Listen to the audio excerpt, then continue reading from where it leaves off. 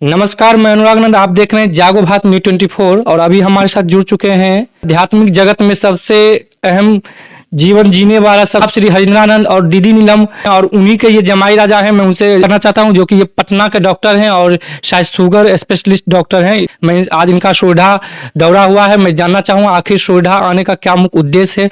सबसे पहले सर, आपको हमारे चैनल में आपका स्वागत है। धन्यवाद।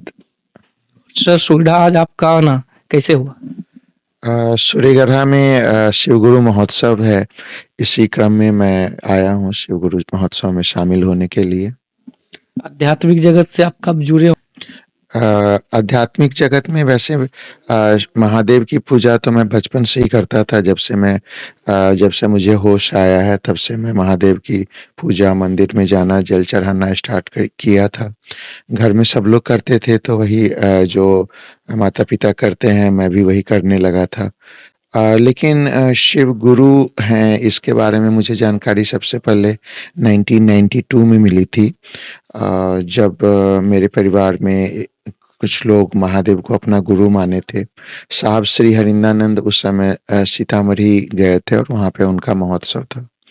तो कहा जाए तो साहब श्री हरिनानंद जो हैं, उनका आप जमाई राजा बनने से पहले आप भगवान शिव को गुरु बना चुके हैं। बिल्कुल, बिल्कुल। क्योंकि मेरी शादी तो 2005 में हुई है और मैं 1992 से ही महादेव को अपना गुरु माना और उन घर में कुछ लोगों के जीवन में परिवर्तन आया।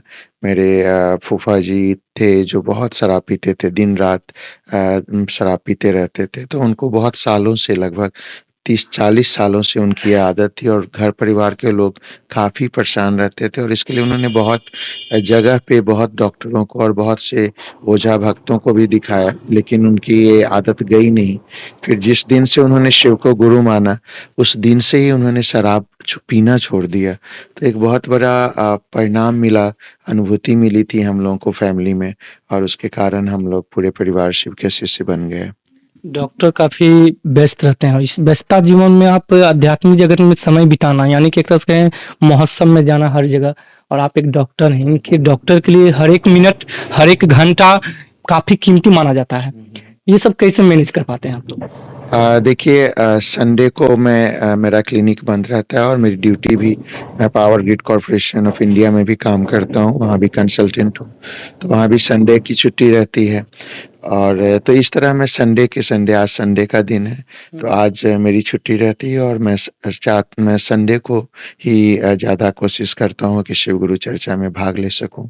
अगर किसी संडे को चर्चा है तो मैं हर संडे को निकल जाता हूँ। एक तरह से कहा जाए तो अपना कार्य में बाधित भी नहीं लाते हैं, अपना कार्य करते हुए भगवान शिव को बिल्कुल, हाँ, अपना जो काम में कोई बाधा नहीं होती है। हाँ, किसी-किसी दिन कहीं बिहार से बाहर कभी जाना हुआ तो किसी दिन सैटरडे को क्लिनिक एक शाम का बंद करके और फिर मैं आ जाता हूँ और संडे को चाहता हूँ कि मैं शिव गुरु चर्चा में भाग लूँ। आज आप सोरठा आए हैं, क्या मैसेज देना चाहते हैं? और भगवान शिव गुरु को क्यों लोग माने? और भी देवी देवता हैं, उसको भी लोग गुरु मान सकते हैं, भगवान को ही गुरु क्यों माने? देखिए, मानना है अगर जैसे मैं डॉक्टर हूँ, लोग मुझे मान सकते हैं डॉक्टर क्योंकि मेरे पास डिग्री है। आपको लोग डॉक्टर नहीं मान सकता क्योंकि आपके पास डिग्री नहीं है, आपके पास पत्रकारिता की डिग्री है। मैं कहूँ कि मैं प्रेस रिपोर्टर हूँ तो लोग मुझे क्यों मानेंगे? क्वेश्चन तब आना चाहिए मेरे ऊपर जब मैं प्रेस रिपोर्टर बोलूँ कि मुझे लोग प्रेस रिपोर्टर मानें।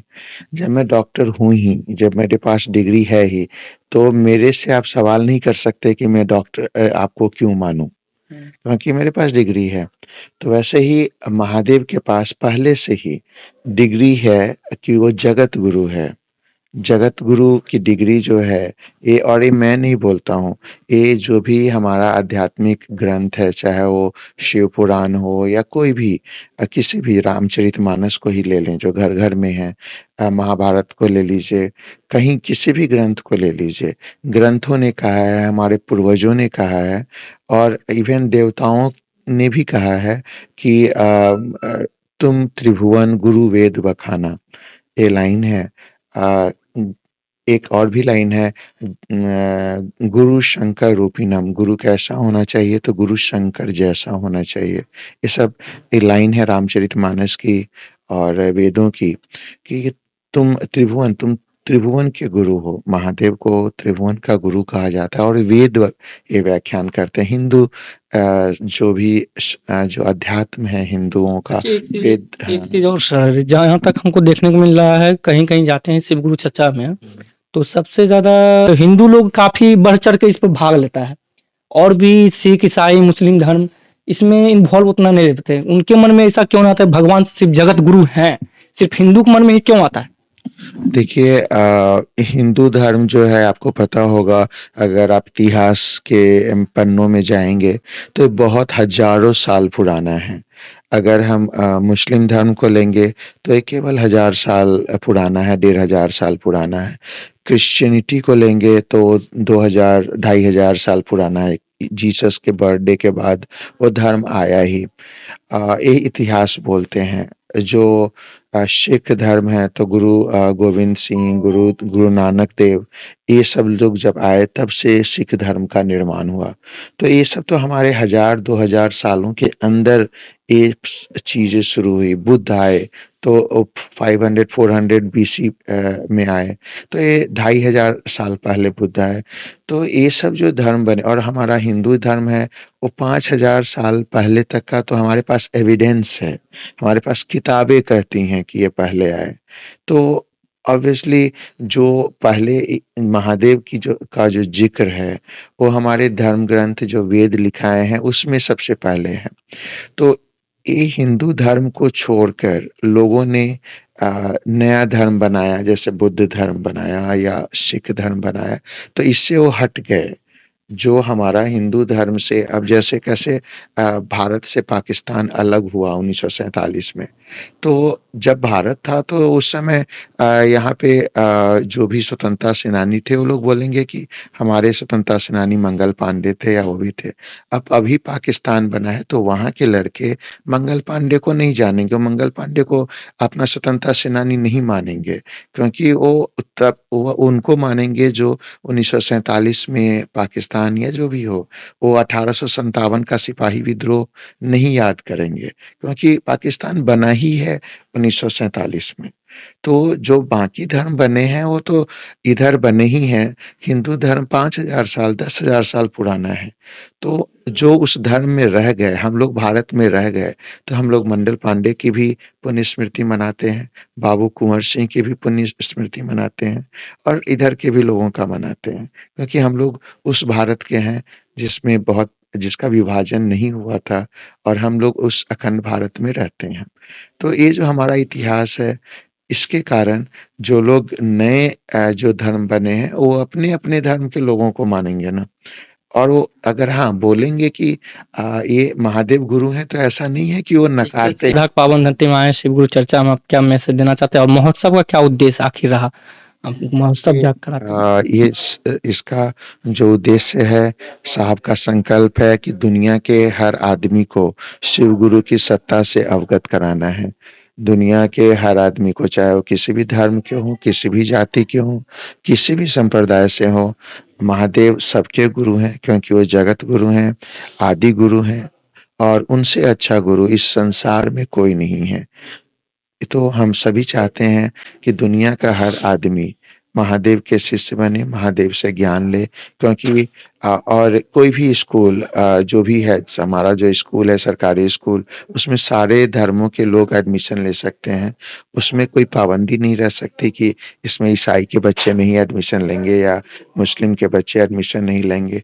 तो उसमें सारे बच्चे पढ़ने आते हैं और सारे बच्चों को पढ़ाया जाता है। वैसे ही हमारा जो शिव शिष्यता है, शिव गुरु हैं, वो सब धर्मों के लोग इसमें आ सकते हैं, सब धर्म संप्रदाय के लोग आ सकते हैं, सब जाति के लोग इसमें आ सकते हैं, क्योंकि वो पूरे संसार का गुरु है। वो किसी को मना नहीं कर सकता है कि आप मेरे से पढ़ने मत आइए। तो मैं संदेश यही देना चाहूँगा कि उनसे अच्छा गुरु संसार में कोई नहीं है। आप हर आदमी को, हर मनुष्य को एक गुरु की ज़रूरत पड़ती है। आपको भी पत्रकारिता सीखने के लिए किसी के पास गए होंगे, किसी से सीखे होंगे। मुझे डॉक्टर बनने के लिए मुझे एम्स में जाना पड़ा, वहाँ पढ़ाई करनी पड़ी दिल्ली में 5 साल, 10 साल जितनी भी हो, उसके बाद मैं डॉक्टर बना।